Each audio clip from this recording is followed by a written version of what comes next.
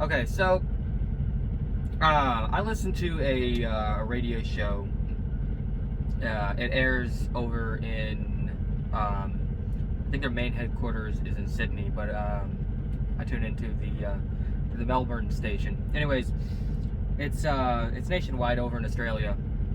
At nighttime over there, it's called the Triple M Night Shift. That's the radio station. It's Triple M. Anyways, what I want to say is I just recently heard an interview over there on the radio station, and I thought it was a really good one. And so I decided to get the audio clip. Unfortunately, I was driving, so I have the audio clip. I'm gonna play it here in a little bit, but it does have road noise because semi truck, and it's playing on the radio. So I did manage to record a good bit of it. Some of it is talking politics, like ScoMo, Scott Morrison.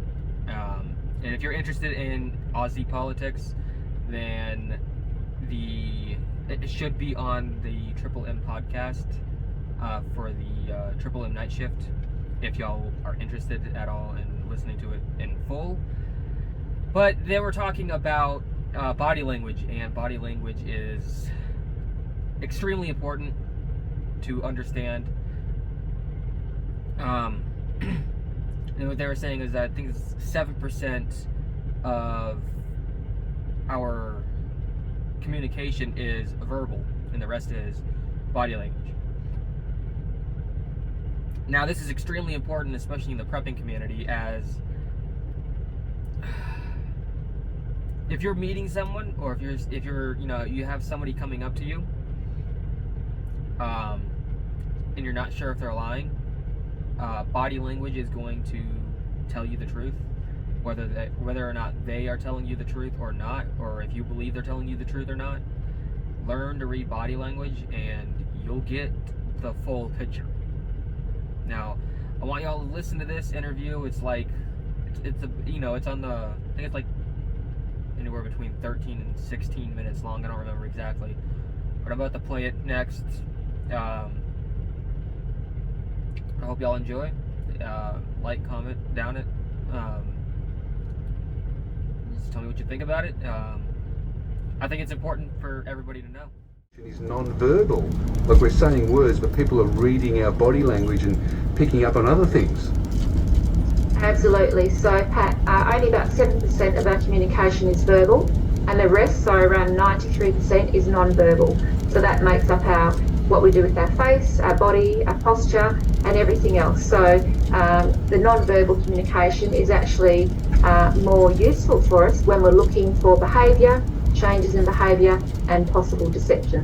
Isn't that just amazing? Only 7% is what we're saying, and 93% is non-verbal, because we focus on words, don't we? People are saying words, and we think we might be penetrating, but is it just your body movements, or is there some other signals that you sort of, people's energy, for example, or the way they're saying or doing things? That's a big number, 93%.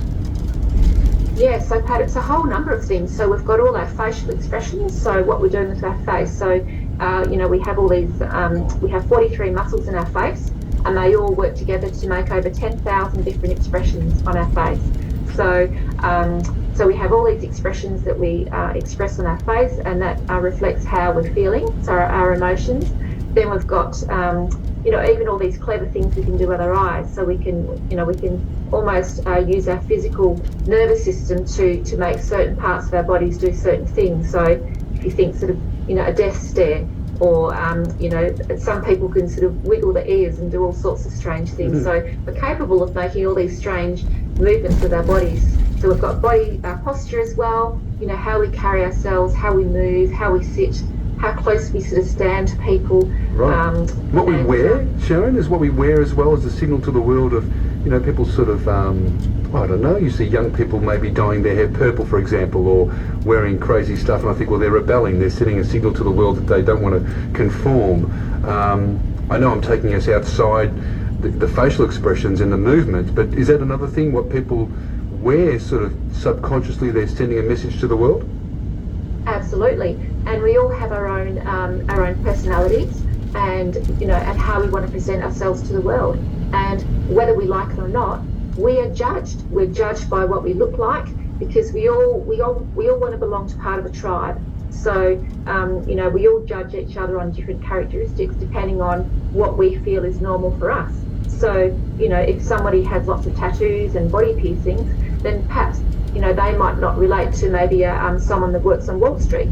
So we all have a uniform, or the way we dress and the way we present ourselves. So that all forms our non-verbal communication as well, because we always will make judgments and we'll have biases, and that will never change because it's part of our survival mechanism. So we're constantly scanning the environment for threats and sort of friend and foe, and we're constantly just unconsciously doing that scan. So whether we like it or not, we are going to judge people on what they look like, what they smell like, how they, their grooming and deportment, everything about them will be looking for all these things. So it's very primal, as you say. It's in our instincts. It's through evolution that we're doing this. It's about a survival instinct that we're reading all the signals that people are sending. So is it true to say that people really, or us, we can't lie? You can lie with words and you can sort of try to deceive, but somewhere along the line, if you're trained like you are using science, there'll be signals pointing towards the truth. Would that be a fair statement? Exactly. Yeah. So we've got 6 communication channels, broadly speaking, and we cannot control all those signals and all the messages that we're constantly giving off. A lot of them are below our conscious level, so we don't know that we're giving off these signals, but we're giving off signals all the time, while we're sort of, up and about and breathing. Yep. So, so with our words, our words are important, of course, and we can rehearse our words. We can practice what we say, we can memorize words, we can rehearse and present words in a certain staged way, but we can't rehearse our body language. We can't rehearse our nerves and what happens with our nervous system, and that, when we're nervous and stressed and something's at stake, all sorts of physical changes happen to our body. Our pupils might dilate, our blink rate changes, we get blood rushing to certain parts of the skin, which make us suddenly want to scratch our back of the head or our nose, or cover our mouth when we're getting scared. So all these things, we can't rehearse those. So that's where all the emotional and channel leakage comes from. Yeah. So Emotional leakage, I read about that. Right, so they're leaking, their emotion is sort of leaking out into it's signal. Leaking out, I like to also call it emotional incontinence. So can you pick up these signals? I guess, well, you can, obviously, you're an expert. I guess the average person is not really listening. Most of us have got our own little chatter in our head. We're just waiting for the next gap in conversation so we can say, what we're thinking. So if you remain present and really watch the other person, I guess you can pick up those signals. And there's an old saying that when someone looks left or right, they might be lying and all that. But is that true? Sometimes I look up when I'm trying to think about something. I notice people sort of look up in the sky, think, what's this idiot looking at? But I just move my eyes in a direction because I'm trying to, find the word or find the thing. Do we do certain things when we lie? Well, when it comes to what you're referring to is NLP, neuro-linguistic programming, which is always a huge word, and there is some truth to that. So what that means is everybody's different, and it also depends on whether you're right or left-handed. So you're right. So when you're thinking, you might look up and to the left, so you might be recalling a memory.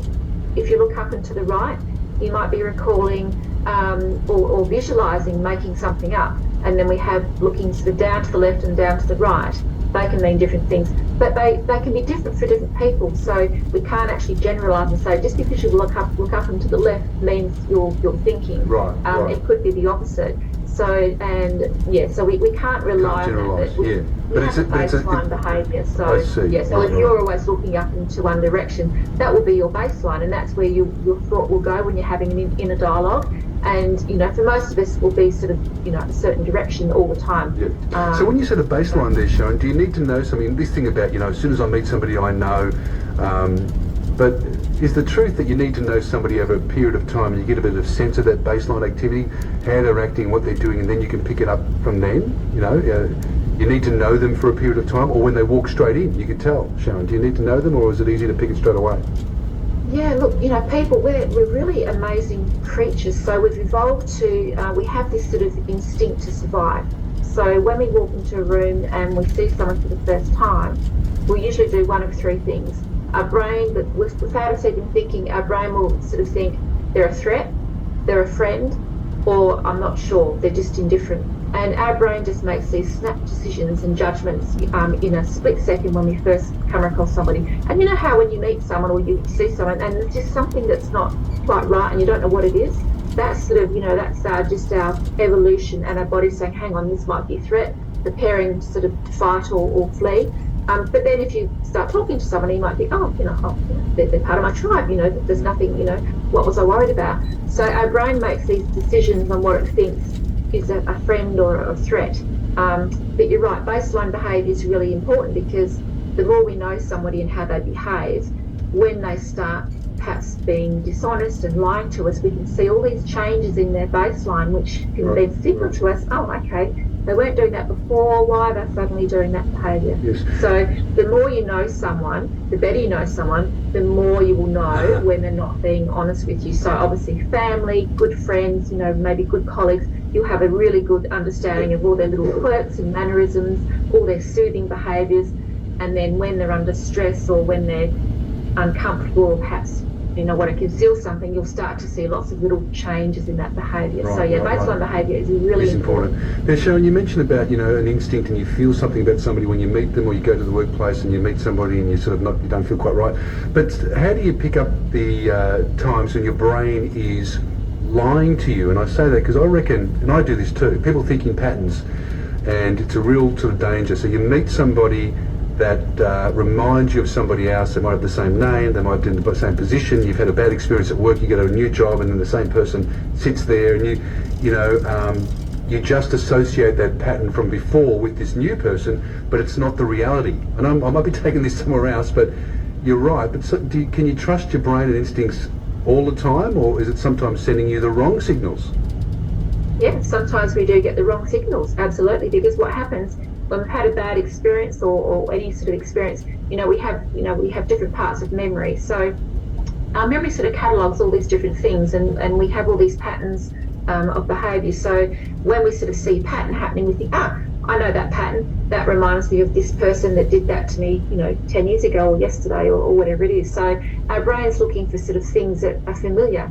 So because we have all these sort of neural pathways in the brain, and every time we sort of have an experience, it sort of records it. So when that happens again, the brain wants to go back to that same experience. And if you're making a judgment that's not really correct, it's really just up to you to investigate and maybe ask questions to either confirm or deny why you might be feeling a certain way. But sometimes our intuition can absolutely be off, and that can be because of our emotional state at the time and all sorts of things.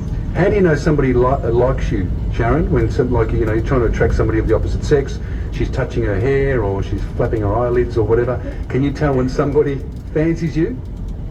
Yeah, look, so there's some common signals that we do when we're trying to be sort of liked and give off that sort of friend signal. So there's some really simple things. So we'll do we'll smile with a genuine smile, not a fake smile, and perhaps I can explain the difference later on. But a little smile. We tend to tilt the head forwards and lean in on an angle, and also just that proximity. So if we sort of encroach in your space a little bit more than what we would normally, that's also a good indicator that you want to be a friend and you're not a threat.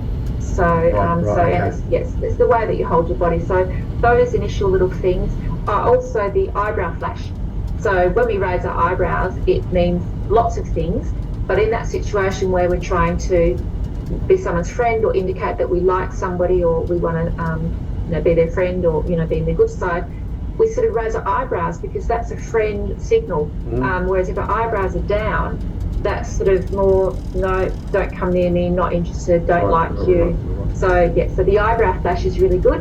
And actually you can test this too, because if you walk down the street and you flash your eyebrows, just raise your eyebrows at a stranger, they'll smile back because it's a friend signal. And it's a great experiment. I love doing it and just seeing people's reaction. Okay. Yeah. We're chatting with Sharon Box, a behavioural investigator, about non-verbal signals and and basically, you know, using your skills of observation to not focus on the words, but focus on those actions that you may be doing with your face or your body, and you're communicating in a different way. So 93% of your communication is non-verbal.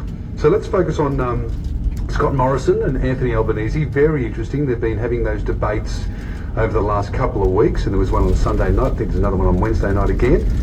What are you picking up from ScoMo and Albo, Sharon? Yeah, it's sort of quite bizarre sort of nicknames we've got. It's easy to say sometimes. Yes, that's right. Yeah. Albanese, quite a mouthful. Yes. So look, I watched the debate last night, which was the most recent one, and it was a shout fest. It was just watching two grown men just bickering and arguing and trying to dominate, and it was just embarrassing. Yeah. I actually felt embarrassed for them, and there were times where obviously there was some good information, but the way their behaviour last night, I was just quite ashamed, you know, to watch, and it was sort of quite painful at times. Yep. And I don't think they realised how bad it looked. Yeah. Well, we'll go into air at midnight on Monday, so Sunday rolling into Monday. So I sort of a bit of it in the background, but we had our callers, Sharon, from midnight, listeners phoning us and reporting in that it was a shambles and a debacle where there was lots of talking over each other and very embarrassing sort of episode. So what is that saying? That says to me, just hearing that. No sense of, maybe it's a fear, you know, I won't let the other guy speak, I need to talk over him, that's the way I'm going to win this election, by just sort of, you know, knocking